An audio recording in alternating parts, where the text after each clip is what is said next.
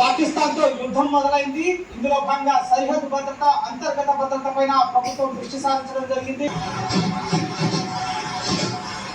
మొత్తం ఏదైతే ఎక్స్పెక్ట్ చేస్తే ఎక్కడెక్కడ ఈ వచ్చే దాడులు చేసే అవకాశం ఉందని ముందుగా వాళ్ళు వాటన్నిటికీ కూడా దాంట్లోనే పేర్కొన్నాయి.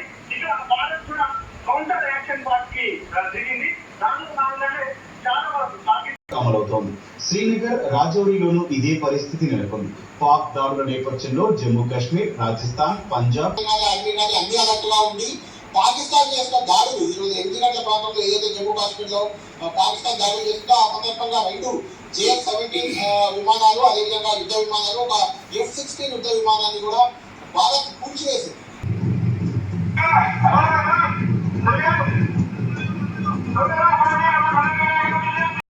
ఒకేసారి 36 లక్షలను ఛేదించగల సామర్థ్యం కలిగి ఉండడంతో ధీటుగా ఎదుర్కొంటుంది.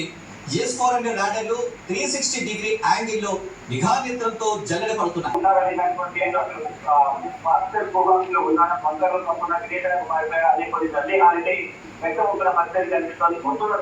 ఆర్మీ చీఫ్ అంచనాలోనే యుద్ధమంతా కూడా కొనసాగుతుంది. ఇక తప్పని పరిస్థితుల్లో ఆర్మీ చీఫ్ ముందుకు నడిపిస్తున్నారు కాబట్టి నేను కూడా ఉండాలి అని కూడా ఒక ప్రచారిగా షరీఫ్ కూడా ఆయన కూడా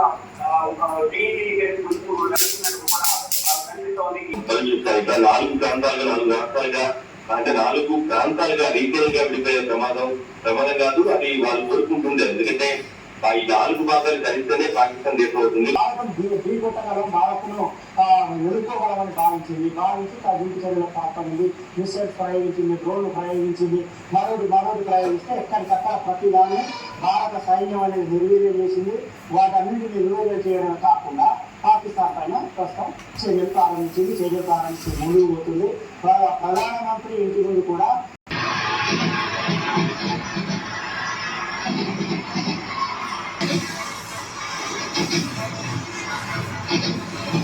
పంజాబ్, రాజస్థాన్, గుజరాత్ పూర్తిగా బోర్డర్ 3000 కిలోమీటర్లు కూడా ఇటు BSF దళాలు భారీగా గస్తీ కాస్తూ రాష్ట్రంతో కూడా దేశ భద్రత కోసం ఇటు ఈ సైనిక చర్యలు ఎదుర్కొంటూ పాకిస్తాన్ నుంచి వచ్చే మిసైల్స్ కానీ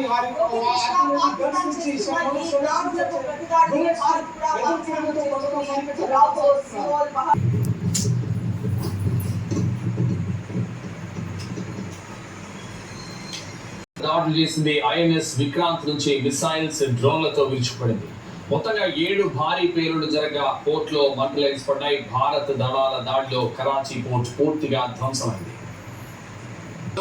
నేను 11 సంవత్సరాలు ఆర్మీలో సర్వీస్ చేశాను, కానీ నేను బహుశా అంత అదృష్టవంతుడిని కాదేమో. నేనున్నప్పుడు పాకిస్తాన్ ఇండియా మీద దాడి చేయలేదు. ఈరోజు నేను అక్కడ ఉంటే బాగుండేమో అనుకొని ఇందాకే మాట్లాడుతున్నాను.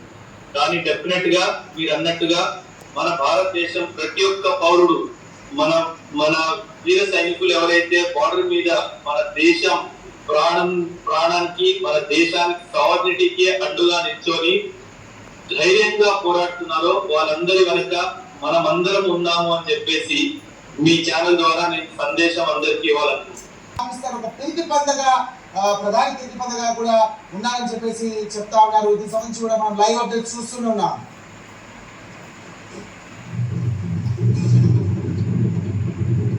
మనం వాటిని ఇండికేగా వాటిని విధ్వంసం చేసిన కనుక ఇప్పుడు రక్షణ శాఖ కూడా ఒక రిలీజ్ ఇచ్చింది. అందులో చాలా స్పష్టంగా ఎటువంటి ప్రాణ నష్టం జరగలేదు, ఆస్తి నష్టం కూడా జరగలేదని చెప్పింది. గుజరాత్ సహా సరిహద్దు రాష్ట్రాలను అప్రమత్తం చేసింది భారత ప్రభుత్వం.